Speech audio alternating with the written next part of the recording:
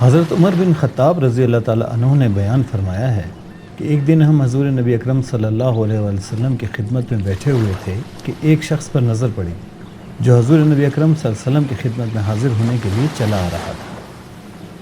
اس کے کپڑے انتہائی سفید تھے اور بال بہت زیادہ کالے تھے۔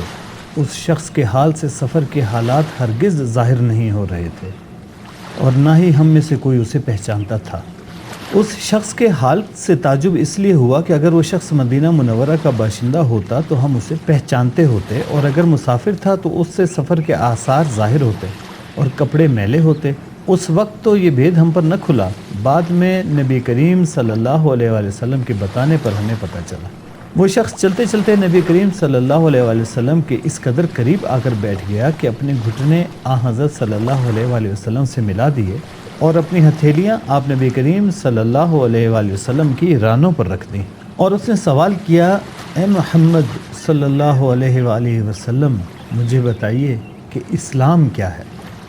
نبی کریم صلی اللہ علیہ وآلہ وسلم نے فرمایا، اسلام یہ ہے کہ تو لا الہ الا اللہ محمد الرسول اللہ کی گواہی دے اور نماز قائم کرے اور زکوٰۃ ادا کرے اور رمضان کے روزے رکھے اور بیت اللہ کا حج کرے، بشرطے کہ تجھے وہاں تک پہنچنے کی استطاعت ہو۔ اس جواب کو سن کر اس شخص نے کہا، صدقتا، یعنی آپ صلی اللہ علیہ وآلہ وسلم نے ٹھیک فرمایا۔ حضرت عمر رضی اللہ تعالیٰ عنہ فرماتے ہیں کہ ہم سب کو اس بات پر بڑا تعجب ہوا کہ اس شخص نے سوال بھی کیا اور ایسے انداز میں ٹھیک کہا جیسے پہلے سے جواب جانتا ہو۔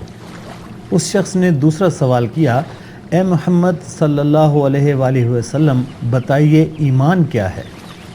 نبی کریم صلی اللہ علیہ وسلم نے فرمایا کہ ایمان یہ ہے کہ تو اللہ پر ایمان لائے اور اس کے فرشتوں پر اور اس کی کتابوں پر اور اس کے رسولوں پر اور آخرت کے دن پر اور تقدیر پر ایمان لائے، وہ بھلی ہو یا بری۔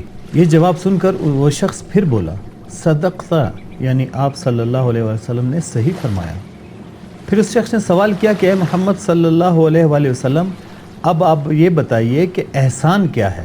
حضرت صلی اللہ علیہ وآلہ وسلم نے جواباً کہا کہ احسان یہ ہے کہ تو اللہ کی عبادت اس طرح سے کرے جیسے تو اسے دیکھ رہا ہے۔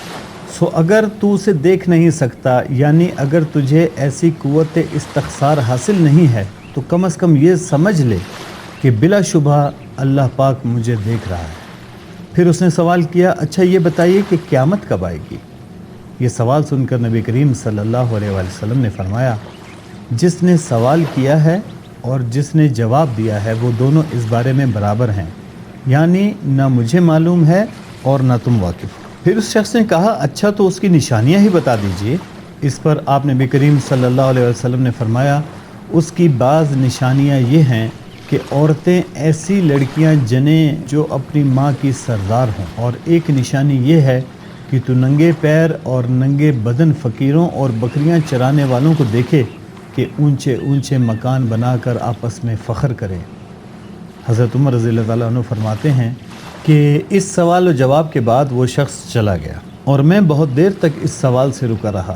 پھر حضرت صلی اللہ علیہ وسلم نے خود ہی سوال فرمایا کہ اے عمر، کیا تم جانتے ہو یہ سائل کون تھا؟